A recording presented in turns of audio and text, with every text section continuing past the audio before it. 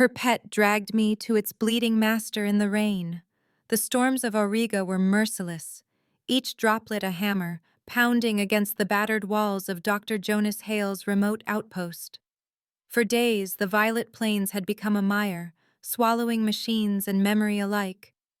Within the clinic's reinforced shell, Jonas found solace in routine, tending wounds and mending bones, trying to forget the wars he'd left behind.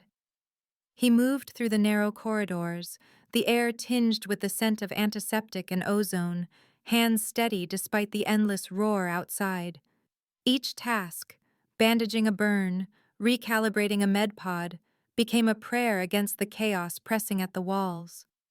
The storm was his only companion, the rain a ceaseless reminder of the world's indifference. The peace shattered with a furious pounding at the hatch. Jonas's heart lurched. He set down his datapad, fingers drifting instinctively to the old sidearm holstered at his hip. He thumbed the safety off, his movements silent and practiced, and slipped to the control panel. The external feed flickered to life. Outside, hunched and shivering, was a massive feline, an Othari panther, rare even on Auriga. Its midnight fur was slick with rain, muscles coiling beneath the skin as it stared into the lens. The beast's eyes, luminous and wild, locked with Jonas's through the camera. It didn't snarl or threaten. Instead, it pawed the hatch, then turned and dashed into the storm, glancing back with a pleading insistence. Jonas's breath came quick. His better judgment screamed to stay inside, but he remembered an old promise, one that had nothing to do with war and everything to do with the oath he'd taken long ago. He snatched a weather cloak from the hook, jammed his feet into boots still caked with dried mud, and wrenched the hatch open. Instantly, the storm swallowed him. Rain lashed his face and the wind ripped at his cloak. He followed the panther, boots sucking at the mire with every step. The beast ran ahead, pausing only to make sure Jonas followed, then plunging onward with desperate urgency. They reached a gully carved deep by the endless rain. At its edge, Jonas saw her, a figure half submerged, one arm twisted beneath her, the other clutching at the mud.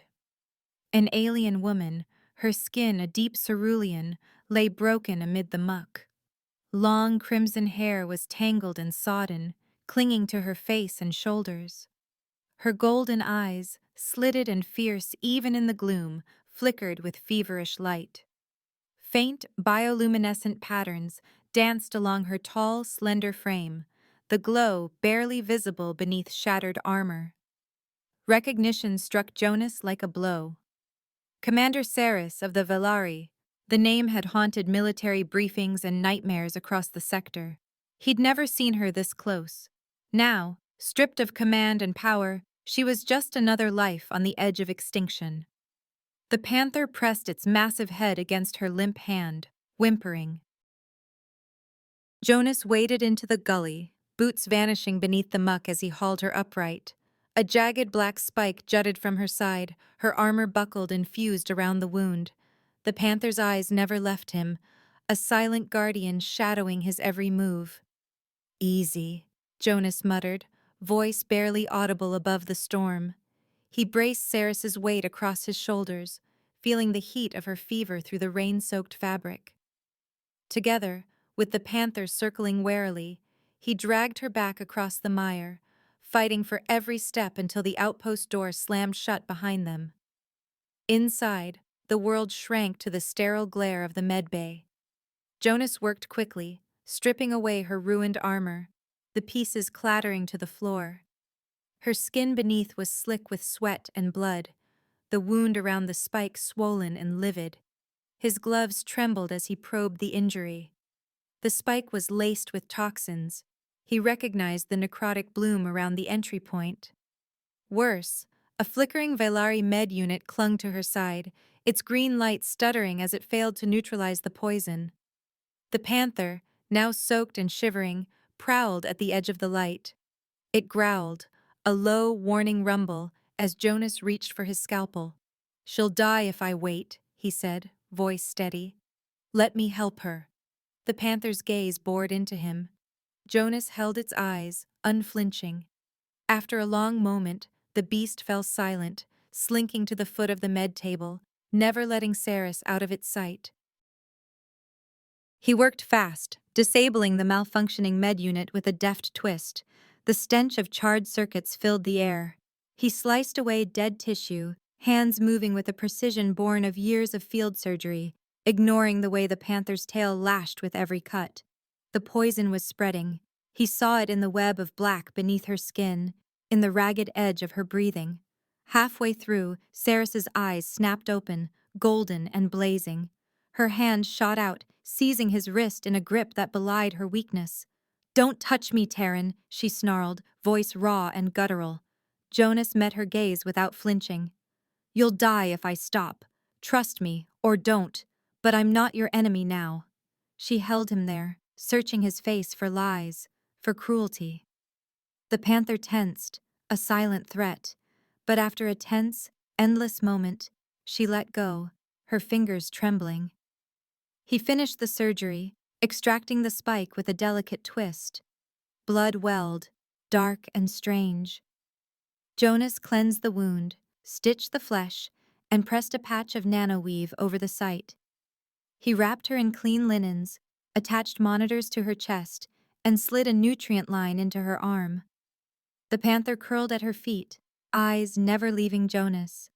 For days, the world outside became a distant memory. Jonas nursed Saris, coaxing her to drink, to swallow synthetic broth, to rest. She glared at him through fevered eyes, her pride wounded more deeply than her flesh. When she finally spoke, her voice was cold and suspicious. "Why did you override my med unit?" she rasped. He answered simply, "It was killing you. Valari tech can't handle Oregon venom. I've seen it before." She said nothing, but her gaze lingered on him longer than before, as if weighing the truth of his words. But the storm outside was not the only threat. Jonas's comm unit crackled with sudden life, a burst of coded Valari transmission slicing through the static. He decoded it, dread curdling in his gut. Confirm Saris's death. No survivors. The ship in orbit was not here to rescue, but to erase. He saw the meaning instantly. Her lieutenant Malvek had betrayed her. He was using her demise to seize power, and with it, reignite a war the sector could not survive. Jonas locked eyes with Saris. "You're a target. They want you gone. I can hide you, but we'll have to move fast." She tried to rise, wincing at the pain. "I'm no one's prey, Terran." He held out a small case, the lid hissing open to reveal vials of illegal biotech, gene grafts, forbidden by both Terran and Valari law. "I can speed your recovery, but it means hybrid grafting. It's taboo. For both of us." Saris's golden eyes burned with desperation, and something else, softer, buried deep. "Do it," she said, voice tight with resolve. "We have no time." Jonas nodded. As the panther watched in silent approval, he prepared the grafts, knowing their uneasy alliance was all that stood between life and obliteration. The Othari panther, ever alert, sensed the threat first. Its hackles rose, a low growl vibrating through the clinic's floor as it stalked from shadow to shadow, ears pinned flat. Jonas froze, heart leaping into his throat. He snatched up the nearest sensor tablet and killed the lights with a flick of his wrist, plunging the outpost into darkness. Outside, the storm battered the walls with renewed fury, masking footsteps and movement. Jonas pressed himself to the reinforced window, watching the readout as 3 heat signatures detached from the orbiting craft and began their descent. They moved like wraiths, splitting in a silent pincer, fanning out across the sodden plain. Saris appeared at his side, moving with newfound strength. She wore a simple tunic scavenged from his supplies, her wound, once livid and festering, now stitched with strange blue-green patterns that shimmered beneath her skin, a living sigil of the hybrid graft. She flexed her arm, testing the range of motion, then glanced at Jonas. "They'll be invisible to sensors," Saris warned, voice low. "They use dampeners, phase-shielded. Only the panther can sense them." Jonas nodded, old instincts flaring to life. He stripped the dust cover from his battered suit of armor, pulling it on piece by piece, each segment a memory of old campaigns. He checked the seals, loaded a plasma carbine, and strapped a pistol to his thigh. His eyes were cold, calculating. "We fight to survive, not for glory," he murmured. "We make them bleed for every step." He spread a tattered map across the table, tracing lines through the outpost and surrounding muck. The panther watched, tail twitching, as Jonas mapped ambush points and bottlenecks, using the terrain to their advantage. "The Earth's a swamp," he said. "We can funnel them here, force them to break cover." Saris leaned over the map, pointing at an outflow drain. "They'll breach from the south, Malvec style. He favors speed over subtlety." Jonas smirked. "Good. We'll be ready." The next hours blurred into a frenzy of preparation. Jonas scavenged every drawer and cabinet, raiding his dwindling stocks of chemicals and medical supplies. He filled vials with caustic reagents, rigged pressure plates from surgical trays, and strung wires through the narrowest corridors. Every table, every cot became a barricade or trap. The scent of ozone and burning plastic hung heavy in the air. Saris watched him, arms crossed. "You're methodical, calculating." He shrugged, busy looping a tripwire around the base of a med pod. "You survive enough battlefields, you learn to use what's at hand." Her gaze softened, almost wistful. "On Valaris, we trained for war, but never for survival like this." Jonas paused, caught by the note in her voice. "War and survival aren't the same. Out here, the line's thinner than most think." The panther moved between them, brushing against Saris's legs, tail coiling around her knee. She knelt, pressing her forehead to the creature's. Jonas watched the moment, realizing how much the panther meant to her. Protector, companion, and perhaps the only family she had left. The storm deepened, thunder rolling over the plains. Inside, the outpost's world narrowed to a single corridor at a time. Two people moving in tandem, sharing cramped spaces, glances, and tension. Passing in the tight hallway, their hands brushed. Electricity leapt between them, brief but unmistakable. Jonas handed Saris a scanner, their fingers lingering a second longer than necessary. She looked up, golden eyes sharp and questioning. He did not pull away. Later, the power flickered. The outpost was plunged into blackness, only the distant pulse of emergency beacons to light their faces. Saris found him by touch, her hand closing around his. Her grip was strong, uncertain, the bravado of a commander replaced by something rawer. He squeezed her hand, grounding both of them. "We'll get through this," he whispered. She didn't let go. The storm raged outside, the panther prowled, but in the hush of that blackout, Saris pressed closer. "If we don't—" Her voice wavered. Jonas reached up, cupping her face. Her skin was cool beneath his calloused palm. For a heartbeat, the war, the enemies outside, the years of pain all fell away. He kissed her, urgent and desperate, a mingling of fear and longing, of hope clawed from the jaws of ruin. She melted into him, arms winding around his shoulders. In that darkness, pressed close, they found a fragile solace, a promise of life before the coming storm. The lights stuttered back on, throwing harsh angles across the room. Saris's hand was still wrapped in his, her lips parted in surprise and something like wonder. Jonas brushed his thumb across her cheek, lingering a moment longer before stepping back, the reality of danger rushing in. He moved with renewed purpose. At the air system's access panel, Jonas pried loose the cover, revealing snaking conduits and filtration units. He rummaged through a supply crate, pulling out a vial of native toxins extracted from Oregon flora, potent but harmless in low doses. He poured the liquid into the dispersal chamber, then sealed it with a twist. Saris joined him, scanning the schematics. "They'll have rebreathers," But their filters can't handle organic particulates. If we overload the system, they'll be forced to vent their masks. We time it right. We'll catch them off guard. Jonas grinned. Thinking like a Terran already. Saris arched a brow. I adapt quickly. They set the last of the traps together. Jonas laid pressure mines near the outer hatch, while Saris programmed a sensor loop to scramble Valari comms. The panther prowled along the perimeter, nose twitching, growl ever present. Every movement was measured, every breath heavy with anticipation. As dusk fell, the storm shifted, rain pounding harder. Jonas and Saris huddled in the command alcove, monitors flickering.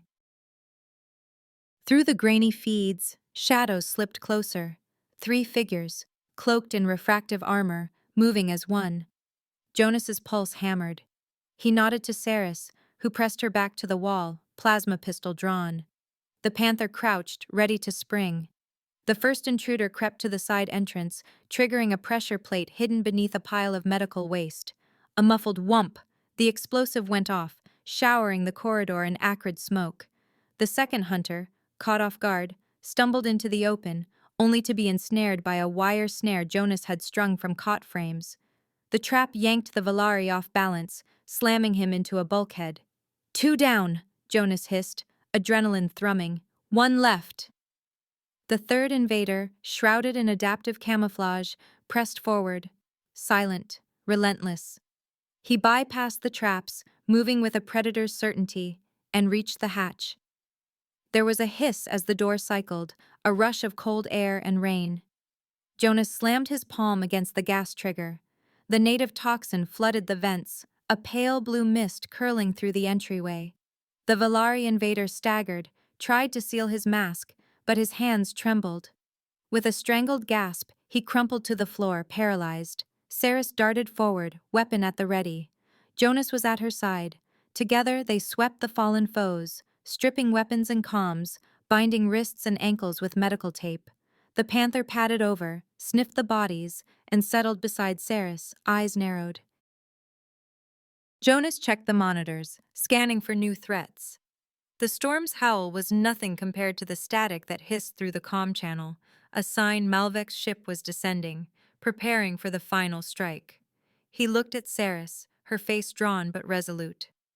It's not over, he said, voice low. Malvek will come himself. Saris set her jaw, golden eyes fierce. Let him try. Outside, the storm raged.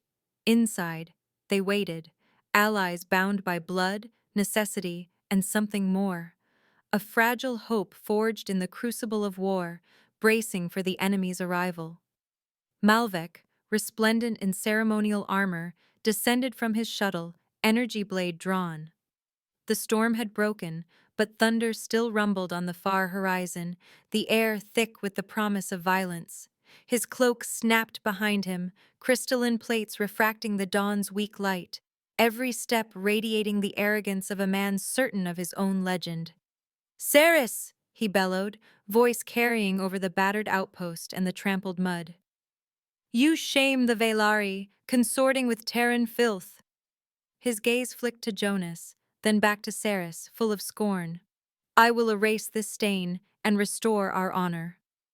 Saris stepped forward, boots squelching in the sodden earth.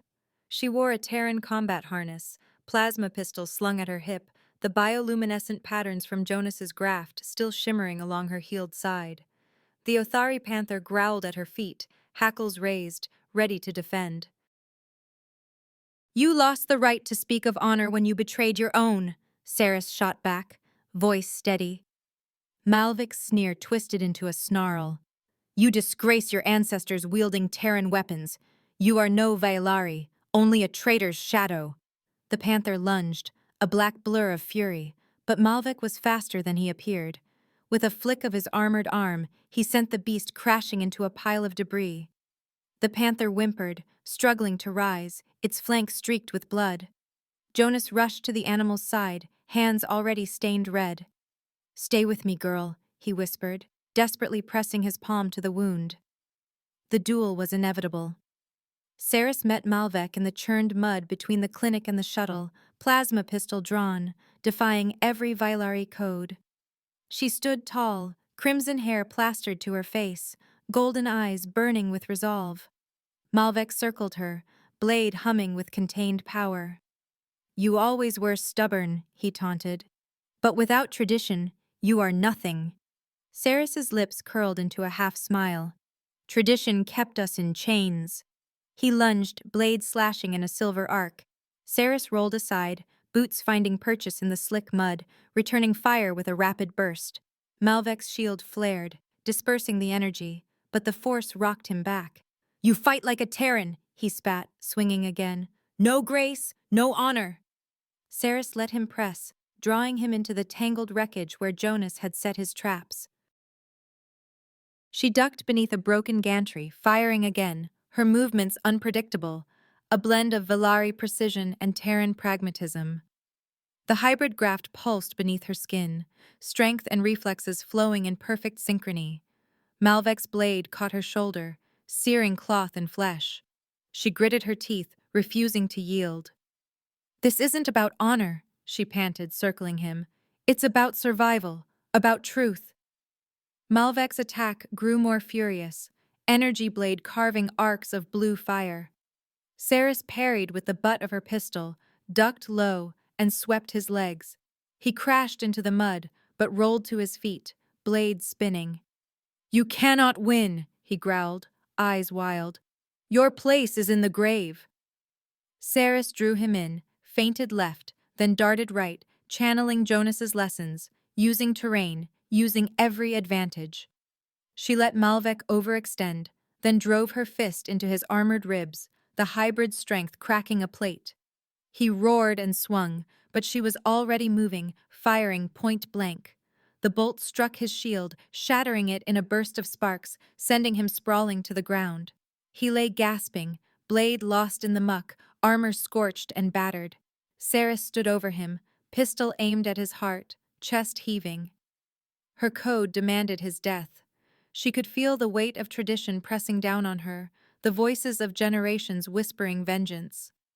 Malvek coughed, blood flecking his lips. "Do it," he hissed. "Finish it, traitor." She glanced over her shoulder. Jonas knelt by the panther, hands slick with blood, whispering words of comfort as the beast's breathing slowed. Pain flickered across his face, but he looked up at Ceres, meeting her gaze. In that moment, she saw not just the man who had saved her, but the future she could choose, a future beyond endless cycles of violence. Ceres lowered her weapon. Her voice rang out clear and defiant. "This is Commander Ceres. Malvek is a traitor. He will answer for his crimes." She broadcast her words across all frequencies, her transmission echoing through the battered outpost and into the heavens. Within moments, loyalist Velari ships descended from orbit, their hulls gleaming in the pale morning light. Troops fanned out, weapons at the ready, but Ceres raised a hand, commanding order. Two officers seized Malvek, dragging him to his knees. He spat at her feet, eyes blazing with hatred. One of the loyalists saluted. "Commander Ceres, your command is restored. The council awaits your report." Ceres nodded, the weight of command settling on her shoulders once more. But as the storm clouds parted and the battered outpost filled with the bustle of Velari and Terran medics, she looked not to her restored fleet, but to Jonas. He stood by the panther, his arms streaked with blood and rain, exhaustion etched into every line of his face. The beast stirred, alive but weak, nuzzling his hand with a grateful rumble. Jonas looked up as Ceres approached, uncertainty flickering in his eyes. She knelt beside him, one hand resting on his shoulder. "You saved us both," she whispered. He managed a tired smile. "You did the same. Guess we're even." Ceres reached for his hand. For a moment time seemed to slow, the world receding to just the two of them, bound by war, loss, and something more tender. Jonas offered his hand, uncertain but hopeful. She took it, her fingers weaving through his, and squeezed, gentle, unbreakable. The fleet's engines roared overhead, but Ceres remained beside Jonas, her gaze lingering on the outpost, the battered earth, and the fragile peace they had forged together. A year passed. The outpost changed. Once a battered shell clinging to survival, it became a home. Gardens burst through the mud, riotous with Terran tomatoes and Valari vine drakes, their colors mingling in impossible harmony. The panther prowled the rows, now hale and content, a living sentinel among the new life. Jonas and Saris, no longer fugitives, but partners, built a world of their own at the edge of everything. They worked side by side, tending crops and healing wounds, their laughter rising above the drone of distant shuttles. Some nights, Saris would stand on the porch and watch the stars, Jonas's arm around her shoulders, her golden eyes reflecting the light of two worlds entwined, no longer enemies, but something infinitely more rare. In the peace they carved from chaos, they found each other, and in each other, a future neither had dared to imagine. The violet soil of Auriga, once a quagmire, now yielded lush harvests. Crops from a dozen worlds tangled together in the morning light, Terran wheat and Valari vine drakes climbing trellises side by side. The clinic had grown too. A new wing gleamed with alloyed glass, dedicated to xenobiological research. Jonas stood on the porch, coffee steaming in his hand, watching the sunrise spill gold across his garden. The Othari panther stretched beside him, fur glinting, eyes half-lidded in contentment. Saris slipped up behind him, arms circling his waist, her touch light but grounding. She pressed her cheek to his shoulder, the warmth of her skin easing the early chill. "You're thinking too loudly again," she teased, her voice soft, teasing the last remnants of sleep from his bones. He grinned, taking her hands in his. "It's harvest week. I'm worried the new vine drakes will overrun the tomatoes again. You know how they get." She rolled her eyes, laughter dancing in her golden gaze. "That's not a real problem, Jonas. Only Terrans could fear their own garden." He feigned offense. "You say that now, but wait until they start climbing the roof again. Last time, we had to bribe the panther with half the tomatoes just to keep her from eating the vine drakes." The panther let out a low, rumbling purr, as if she understood every word and agreed with none of it. Saris snorted, poking him in the ribs. "Your idioms make even less sense in Oregon sunlight, you know." Jonas pulled her close, turning to face her. The wind tugged at her crimson hair, now streaked with threads of silver at the temples. The bioluminescent patterns on her skin glimmered faintly, softened from battle markings to gentle reminders of all they'd survived. The scars they shared were not burdens now, but badges, a testament to the bond forged in fire and loss, now tempered by peace. He kissed her forehead, feeling a swell of gratitude so fierce it nearly hurt. "You make me better at this," he said quietly. Saris arched a brow. "At gardening or at life?" "Both," he admitted, making her laugh again, a sound that had come rarely in the days before peace. A distant shimmer on the horizon caught her eye, the silver gleam unmistakable. A shuttle, diplomatic from its livery, swept over the fields, coming to rest near the outpost's landing pad. The engines cycled down, and a squad of Velari in ceremonial sashes fanned out with precise discipline. Saris's arms tensed around him. Jonas felt it before she spoke, a shift from ease to composure, the old commander's mask settling over her features. "They're early," he said, voice gentle. She nodded, gaze distant. "The new council sent a request last night. I wanted to keep this morning for us, before it changed." He searched her face, seeing the storm of conflict in her eyes. "We still have it," he whispered. "We always will." She squeezed his hand, then squared her shoulders, stepping off the porch with the poise of one born to command. The panther rose, padding at her side, a living shadow. Jonas watched as Saris greeted the envoy on the front walk.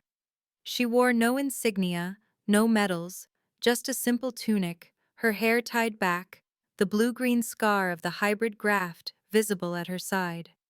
Envoy Reyna, impossibly young and formal, approached with a respectful bow, her honor guard forming a silent ring. "Commander Saris," Reyna began, awe threading her voice. "It is an honor. The Council sends gratitude for your leadership and your mercy." Saris inclined her head, voice quiet but resolute. "I stand as Saris, not as commander. This place is my home now." Reyna's eyes widened, clearly moved. "Your choice to spare Malvec changed us. The Council's doctrine now includes your words, strength through mercy.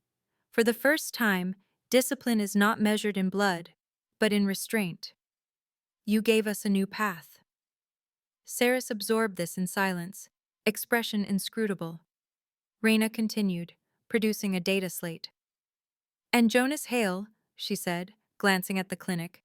"His hybrid treatment has become the center of intense debate. The Council wishes to commission an Institute of Adaptive Science, led by you, to blend the knowledge of many worlds. Terran and Vailari together. They hope you will return." Saris's gaze drifted to the window, where Jonas stood, coffee forgotten, watching her with open concern. The panther nosed Saris's hand, sensing her uncertainty. Reyna's voice softened. "You are more than legend, Saris. You are hope. Will you come back?" Saris said nothing at first. She dismissed the envoy with grace, promising to consider. But her eyes stayed fixed on Jonas, on the home they had built together from ruin and longing. That night, the outpost was filled with quiet. After dinner, Jonas and Saris sat in the garden beneath Auriga's twin moons, their faces silvered by the light. The panther prowled the rows, tail flicking in the dusk. Jonas reached for her hand, his fingers rough and warm. "You should do it," he said, voice trembling at the edges. "They need you. You could change everything. For Vailari, for Terrans, for all of us. I'd be proud, Saris, even if you have to go." She studied him, silent for a long moment. Then she took his hand, tracing the old scar on her side, the mark of everything that had brought them here. "When I woke in your clinic," she said softly, "I was lost. My world was gone. I thought I had no purpose but vengeance. But you gave me purpose. You gave me a home, Jonas. My loyalty is to what matters, to who matters." She placed his hand over her scar, pressing his palm to her side. "This is my most honorable mark, not the medals, not the victories. This scar means I survived, and I changed. My place is here." Jonas's voice broke. "I love you." Saris smiled, fierce and vulnerable all at once, eyes shining with unshed tears. "A Terran's sentiment. I find I cherish it." He drew her close, their foreheads touching beneath the moonlight, the panther's low purr a song in the night. Around them, the garden flourished, proof that from scars and storms, new life could bloom. The next morning, Saris met with Reyna in the garden, where dew beaded violet leaves, and the distant hum of the outpost's generator underscored the dawn. The Valari envoy stood rigid in her ceremonial sash, the memory of yesterday's conversation still etched in the tight set of her jaw. Saris waited until the Othari panther had settled at her feet, then gestured for Reyna to sit beside her on the low stone wall. Jonas watched from a distance, hands buried in the earth, pretending to tend the vine drakes, but listening to every word. "I have considered the Council's offer," Saris began, her tone measured, her eyes fixed on the horizon where the Oregon sun burned through silver clouds. "I accept the mission to lead the Institute, but I will not return to Valar." Reyna's mouth opened, confusion warring with protocol. "Commander, the Council expects—" "This outpost will be the new headquarters," Saris said, her voice unyielding. "Dr. Hale will serve as my chief advisor. Send your brightest here. Let them learn from Terran and Valari both." For a moment, Reyna simply stared, caught between awe and disbelief. The idea of a frontier council, its core on a world still healing from war, led by a Terran and a Vailari side by side, such things belong to visionaries and exiles, not to the annals of Vailari law. You would invite Valar's best to Auriga? Reyna asked, voice barely above a whisper. Saris nodded. This place is proof that we can change, that discipline and adaptability together are stronger than either alone. The Council must see what is possible, not just in theory, but in the living earth. I will show them. Reyna's gaze flicked to Jonas, then to the clinic, to the riotous gardens and the new wing shining in the morning. The panther yawned, unconcerned by politics, tail flicking contentedly. Slowly, wonder replaced resistance in Reyna's eyes. Your will is law, Commander, she said at last, bowing her head. I will bring your message. Saris placed a hand on Reyna's shoulder, a gesture both formal and deeply personal. You'll be welcome here, Reyna. All who come in good faith will be. When the diplomatic shuttle lifted off, trailing ribbons of dust across the sunrise, Jonas and Saris stood together on the porch, the panther sprawled between them. The land before them stretched unbroken, the grass still damp with promise. They leaned against each other, silent, hearts thrumming with the knowledge that the universe itself was shifting because of them. Did you ever imagine this? Jonas asked quietly, his arm around Saris's waist. She shook her head, smile crooked. Not in 1,000 dreams, not even in nightmares. He laughed, but there was awe beneath it. A Terran and a Velari, running a council on the edge of nowhere. On the edge of everything, she corrected, her voice soft. This is where new worlds begin. Inside, the clinic thrived. The first weeks brought a trickle of scholars, cautious, formal, cloaked in old traditions. But curiosity overruled suspicion. Velari healers in silver-blue robes shadowed Jonas through rounds, watching as he blended Terran pragmatism with Velari precision.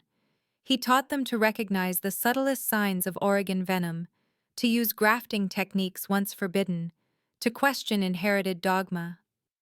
At first, there were arguments, sometimes heated, sometimes brittle, but always returning to the same table, the same shared notes, the same realization. Survival meant change. Jonas watched as the scholars learned to trust their hands, then each other. In the evenings, he would find Saris in the new research wing, surrounded by students debating the philosophy of mercy and strength. She guided them not with the iron authority of her past, but with patience and vision, her warlord scars now symbols of peace. Sometimes, Jonas caught her gazing out the window at the fields, eyes distant. He'd join her, their silence as meaningful as any speech. The weight of command had changed her, but the burden was lighter now. She was no longer alone. The outpost itself transformed. Where there had been mud and makeshift barricades, there were now walkways lined with hybrid blooms. Blue Velari starflowers tangled with Terran ivy. The laughter of students echoed through the halls. The clinic's walls, once battered by storms, now bore inscriptions in 2 languages: strength through mercy, and hope in adaptation. The panther, ever watchful, made herself a fixture of the institute. She attended lectures, accepted offerings of fish from nervous students, and curled up at Jonas's feet during late-night strategy sessions. Her presence was a constant reminder of wildness tamed, danger survived. Saris led with a vision honed by hardship. She was neither the conqueror of old, nor the exile who had crawled from the mud. Her authority came from the fusion of those selves, her past as a warlord, now a foundation for something radically new. Jonas, once a man in exile, found himself at the center of a living revolution. He relished his role as healer and teacher, seeing the spark of understanding ignite in faces both familiar and strange. He devised new treatments with Velari colleagues, blending centuries of tradition with Terran improvisation. The work was hard, but it was meaningful. For the first time, his restlessness eased. At night, when the outpost finally grew quiet, Saris and Jonas retreated to their rooms, modest, tucked beneath a bough of climbing vine drakes, windows open to the endless Oregon sky. They would lie together in the dark, the panther sprawled on the rug, the air fragrant with earth and rain. Jonas would trace the faded scar along Ceres's side, feeling the thrum of life beneath her skin. She'd run her fingers through his hair, her other hand folded over his heart. "Are you content?" he'd ask, a note of uncertainty beneath the calm. Ceres would smile, eyes fierce and gentle all at once. "I have never known peace like this. I never believed I could." He pressed his forehead to hers. "Neither did I." Outside, the storms that once ravaged Auriga had softened to gentle rains, nourishing the gardens and the souls that tended them. The battles that had nearly destroyed them now seemed impossibly distant. A different life, a different world. Their love, once forged in fire and desperation, was now a quiet revolution, a living testament to the power of compassion and hope. Scars entwined, they held each other close, knowing they had remade not only themselves, but the very course of their people's futures. And in the hush of those nights, as new stars blazed across Auriga's sky, they dreamed together, not of war, but of all the worlds still waiting to be born. Seasons passed. The violet soil of Auriga, once battered by storms and stained by conflict, now exploded with color. Gardens flourished in wild profusion, Terran tomatoes climbing alongside Velari vine drakes, blue starflowers weaving around the clinic's walkways, and silver-leafed Oregon saplings arching toward the sun. The garden became a living symbol of their union, roots tangled inextricably, boundaries blurred by love and vision. The clinic, too, had changed. Where once it was a battered refuge in the mud, it now gleamed with new wings and bustling halls. Jonas's methods, blending Terran improvisation with Velari discipline, drew healers and scholars from across the sector. The outpost became a beacon, attracting settlers, scientists, diplomats, and dreamers. Auriga, once a forgotten world on the fringes of war, now pulsed at the heart of a burgeoning alliance. Jonas and Ceres's love deepened, shaped by crisis and gently tested by peace. Mornings began with gentle embraces, arms entwined beneath linen sheets, as the sun spilled gold across their faces. The panther, graying at the muzzle but still powerful, would curl at their feet, purring contentedly as they traded sleepy whispers. Daylight brought shared work, Jonas in the operating theater or garden, Ceres consulting with scholars or overseeing the expanding institute. In the quiet hours between, they found each other in passing touches, stolen kisses, and shared laughter that echoed through the halls. Nights were for whispered dreams. Lying beneath the open skylight, they mapped new constellations, weaving plans for the future as stars wheeled overhead. The scars they bore, her bioluminescent mark, his faded burns, were no longer reminders of violence, but tokens of survival, each line a testament to their shared journey.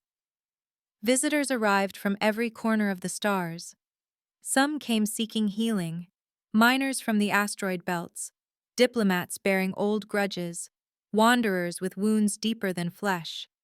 Others came for wisdom, drawn by rumors of a place where old enmities faded and new possibilities bloomed. The Velari Council sent delegates to learn diplomacy anew. Terran universities dispatched envoys to study science and peace.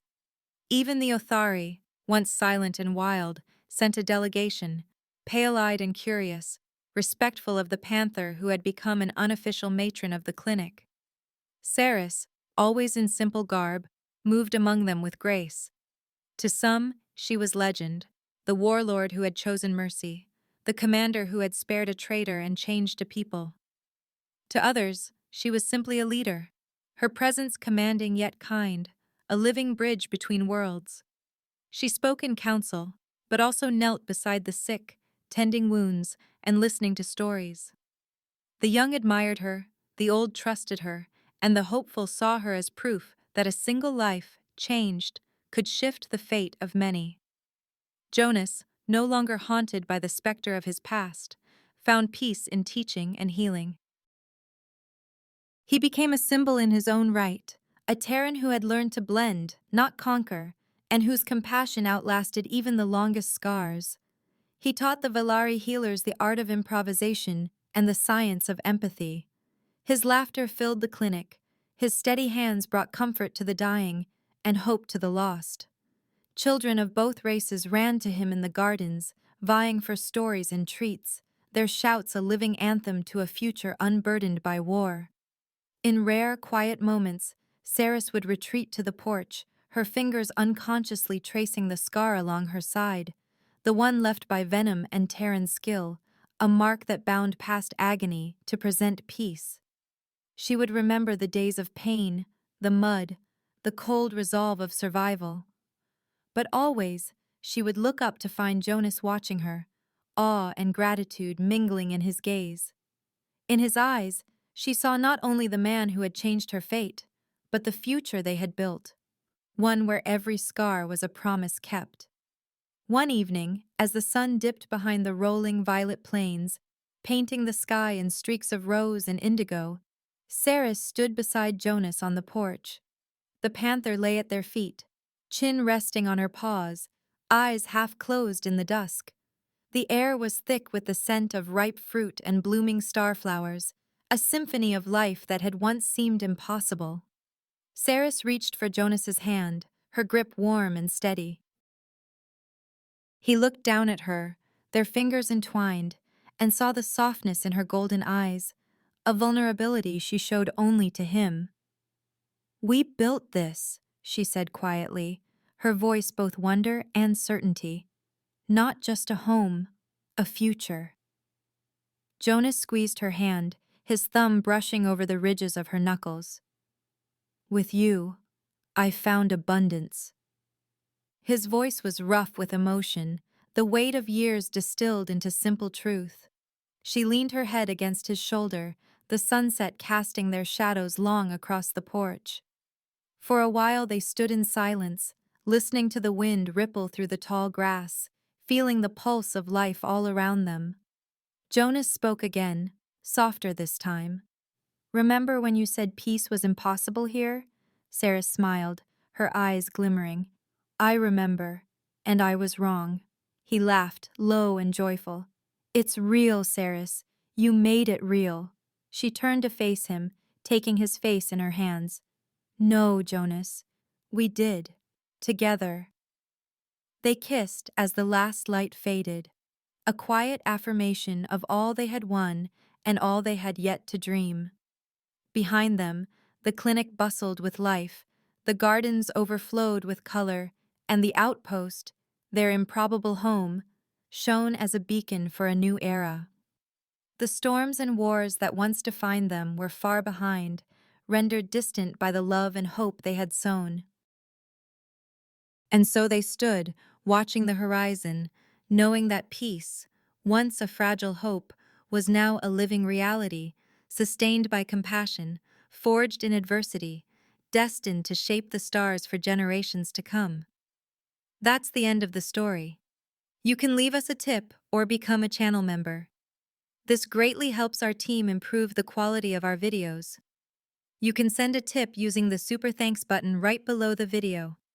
We truly appreciate each and every one of you who has subscribed and supported us. Please do not forget to subscribe to our channel, like the video, and write in the comments what you liked most about this story. Our team will be very grateful to you. You can find even more fascinating stories on our channel. See you in the next video.